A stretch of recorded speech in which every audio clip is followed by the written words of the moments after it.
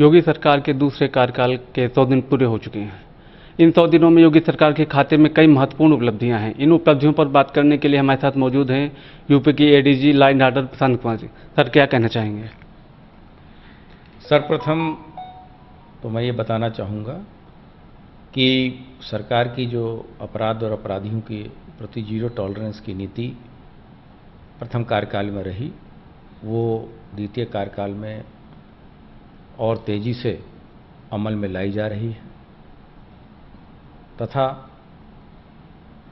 शांति व्यवस्था तथा अपराध पे पूर्णतया नियंत्रण करने का लक्ष्य जो सरकार ने दिया है, उस पर पुलिस विभाग कार्य कर रहा है।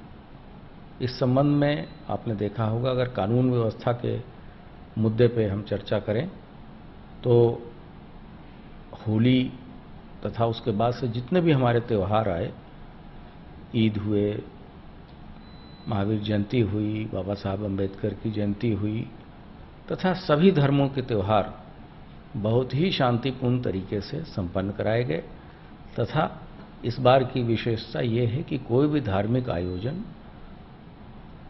रोड इत्यादि पे करने की अनुमति नहीं दी गई। इसके लिए सभी धर्म गुरुओं का सहयोग लिया गया, उनका अपेक्षित सहयोग प्राप्त हुआ है और अभी कल ही बकरीद का त्यौहार बहुत ही हर्षोल्लास के साथ संपन्न हुआ है। आने वाले समय में श्रावण का माह आ रहा है, उस दौरान श्रावण शिवरात्रि तथा रक्षाबंधन, नागपंचमी इत्यादि के त्यौहार संपन्न होने हैं।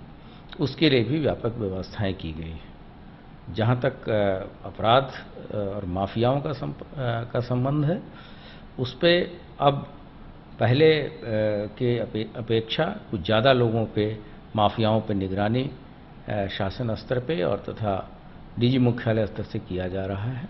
अब 50 ऐसे माफिया हैं जिन पे शासन तथा 12 ऐसे माफिया हैं जिन पे डीजी मुख्यालय से लगातार अनुश्रवण चल रहा है और इस 100 दिन के दौरान ही 9 अरब से भी अधिक की संपत्ति इनकी या तो सीज की जा चुकी है, जब्त की जा चुकी है या ध्वस्त की जा चुकी है।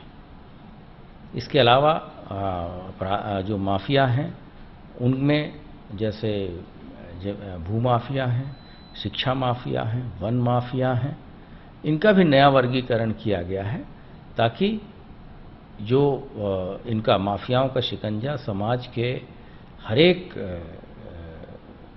तबके पे इनका व्याप्त था, उससे समाज को मुक्ति दिलाई जा सके तथा इनके आर्थिक रीढ़ की हड्डी तोड़ी जा सके। सर, जुम्मा हमेशा से ही आपके लिए चुनौतीपूर्ण रहा है। इस पर कैसे देखते हैं? मुहर्रम और सावन एक साथ पड़ने जा रहा है। आपने देखा होगा कि कुछ व्यक्तियों द्वारा समय समय पे यहाँ माहौल बिगाड़ने के प्रयास किए गए, जैसे कि कानपुर में, प्रयागराज में तथा सहारनपुर में, तो उस पर तात्कालिक कार्रवाई करते हुए चीज़ों को नियंत्रित किया गया तथा पूरे प्रकरण को सांप्रदायिक होने से रोका गया। इसके साथ साथ जैसे अग्निवीर की जो महत्वाकांक्षी योजना भारत सरकार के द्वारा लॉन्च की गई थी, उसके बारे में भी लोगों ने, ऐसे शरारती तत्वों ने बच्चों को बहकाकर अव्यवस्था फैलानी चाहिए थी, उस पर भी कार्रवाई बहुत ही तात्कालिक तरीके से की गई और चीज़ें अब पूरी तरीके से नियंत्रित हैं। तो आने वाले समय में भी हम लोग जो भी हमारे समाचार पत्रों के माध्यम से या हमारी जो आसूचना है वो हमें मिलती है या हम सोशल मीडिया पे भी लगातार नज़र रख रहे हैं, अगर कोई भी ऐसी भ्रामक चीज़ें कोई फैलाता है तो हम तात्कालिक रूप से कार्रवाई करते हैं। और सोशल मीडिया पे हमारा और रीच बढ़ा है और हम प्रयास कर रहे हैं कि सोशल मीडिया के द्वारा जो सूचनाएं प्राप्त हो रही हैं उस पर हम बहुत ही त्वरित कार्रवाई करें, जिससे कि कानून व्यवस्था की स्थिति पूरे प्रदेश में नियंत्रण में रहे। ये थे यूपी के ADG law and order Prashant Kumar जी, जिन्होंने कानून व्यवस्था के मुद्दे पर हमसे बात की, योगी सरकार की उपलब्धियों पर सरकार का पक्ष रखा। मैं बलराम सिंह चौहान, कैमरामैन अमित कुमार के साथ साधना प्लस।